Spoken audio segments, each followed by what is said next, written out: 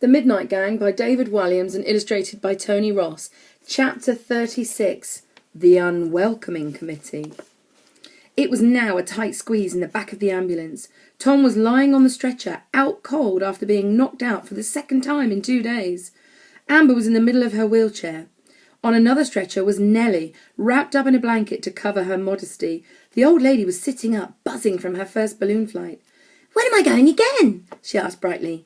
"You're not," said George curtly. The boy was grumpy that his dream of flight had been so cruelly snatched from him by this old dear. "It was me that was meant to be flying tonight. You're not even a member of the Midnight Gang." "The Midnight Gang? That sounds jolly exciting. Please may I join?" "No," snapped George. "After tonight you will never, ever, ever be a member of the Midnight Gang."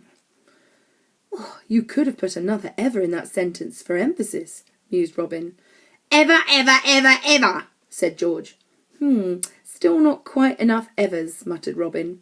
"Oh, shut up." "Porter?" "Yes, Mr. George, sir." "I don't suppose we have time to stop off at an Indian takeaway.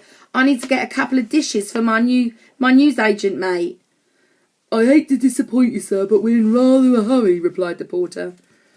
"I thought not. It's just that he's starving hungry." "I am sorry, sir." "Not even a poppadom?" "It's not wise to stop, sir." "I tell you now, my mate Raj is not going to be happy." George had insisted that all the remaining balloons be taken back to the hospital for another attempt. Reluctantly, the porter had tied them to the lights on the roof, and they were bouncing up and down on the ambulance as they sped through the streets of London. And there's a picture of an ambulance travelling at speed, covered in balloons on the roof. The man drove the vehicle as fast as he could. They had to get back to the hospital as quickly as possible. Everyone had to be in their beds before Dilly had found a way out of the gift shop, and also, of course, before Matron woke up. Otherwise, they'd all be in deep, deep trouble. Tom was beginning to come round on his stretcher. The boy was muttering to himself. "I was on a cricket pitch. The ball. It flew towards me. Hit me on the head. I blacked out." "No, dear," corrected Robin. "That was last time. This time you were hit by a naked old lady." "What?" demanded Tom, suddenly alert.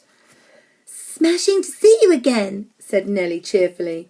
The porter looked at his watch and put his foot down hard on the gas. Having the sirens on meant he could speed past any traffic that was on the road. "Nino, Nino, Nino." A broad smile spread across his face. The porter was clearly loving playing at being an ambulance driver for the night, quite a step up from his usual job of pushing patients around the hospital on trolleys. Finally, he swung the ambulance around the last corner, and the entrance to Lord Funt Hospital came into view. As the porter drove towards the building, he noticed there were a number of people waiting outside. They were all staring towards the approaching ambulance. As he drove closer still, he realised that this was not a welcoming committee, more an unwelcoming committee. And there we have Sir Quentin Strillers, Nurse Meese, Dilly the cleaner, a matron. Oh, this is not looking good. The immaculately dressed hospital principal, Sir Quentin Strillers, was standing on the steps. On one side of him was Matron, and on the other was Dilly the cleaning lady. All had furious looks on their faces.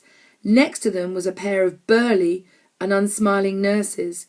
The Midnight Gang had just been well and truly busted.